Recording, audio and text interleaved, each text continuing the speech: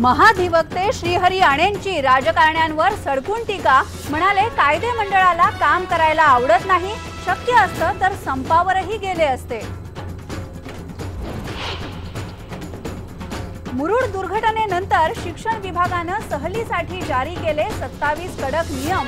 विद्यार्थ्यांच्या जीवाला धोका असलेल्या ठिकाणी सहलींवर निर्बंध। वसईचा भोंदू बाबा सेबॅस्टियनचं आशीर्वाद केंद्र कारवाईनंतरही पुन्हा झालं सुरू। पोलिसांनी सोयीस्कर केली डोळे झाक। त्याची काही घटकांचं हिंदू राष्ट्र ही कन्सेप्ट मिळवण्याच्या संबंधीचा प्रयत्न करतात की देशाला घातक आहे। हा देश हा सेक्युलर राहिला पाहिजे। देशाला हिंदू राष्ट्र बनवण्याचा घातक प्रयत्न सुरू। देशविघातक शक्तींविरुद्ध एकत्र या, शरद पवारांनी केलं आवाहन। भुजबळांच्या अटकेच्या निषेधासाठी आंदोलन अधिक आक्रमक करण्याचा भुजबळ समर्थकांचा निर्णय। शरद पवारांच्या सूचनेला फासला हरताळ।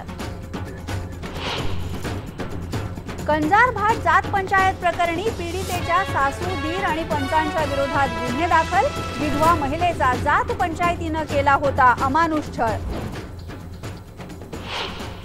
हेल्मेट सक्ती असं मी नाही म्हणत नाही, पण एक दुसऱ्या दिवसापासून ते लगेच दंडात्मक कारवाई करतायत। हे पेपर डिक्लेअर तुम्ही केलं हे आम्हाला मान्य आहे, पण नागरिकांना 15 दिवसाची तरी सवलत देण्यात यावी।